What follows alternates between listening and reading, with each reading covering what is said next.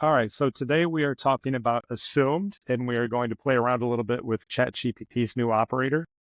At Assumed, we have several clients that use our assumed seeds for verifying vendors or partners' information, vetting, we would call it. So making sure that if you're going to work with a new company, and for example, if they're going to be an affiliate or a vendor of yours, for example, if you were a lead generation company, you want to make sure that the data that they're sending is getting a good experience. So, if they're agreeing to only sell to you, we want to make sure they're only selling to you.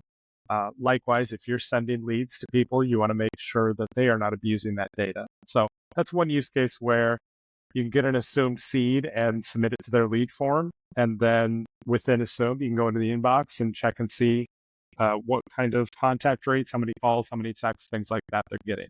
So one of the problems in this whole process is it's a very manual process. You have to go in, you have to manually order a seed and assume, then you have to fill out the form.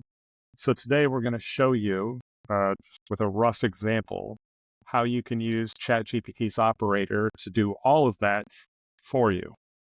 So we've got a pretty rough prompt here, but essentially it's going to go into assumed, it's going to log in, it's going to go and order a contact, then it's going to go to one of our sample forms and it's going to fill it out. So let's give this a whirl. As you can see with ChatGPT's operator, it opens a browser almost within your web page, and then it's going to be working on that browser. It does give you the ability to jump in.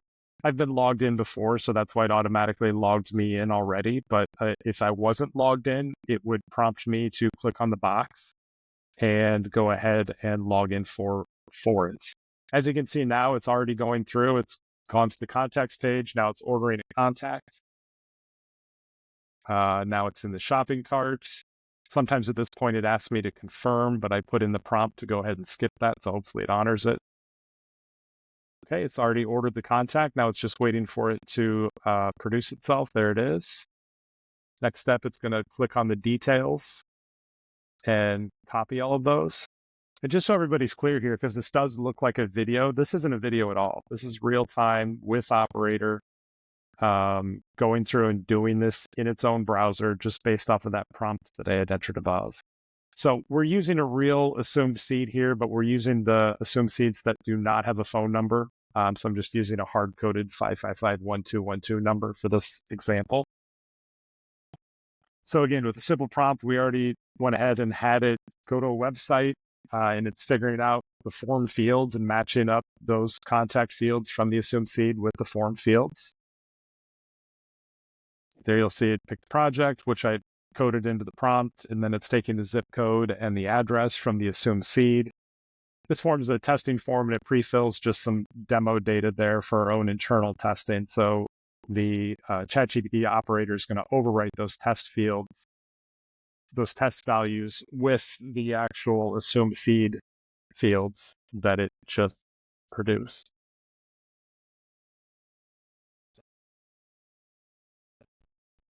Not always the fastest in the world, but, and this is a single seed example.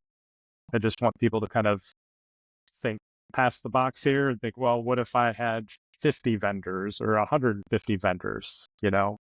How much would this automation save me then? And I think the answer is a lot. So there it is. The lead has been submitted, and this process is done.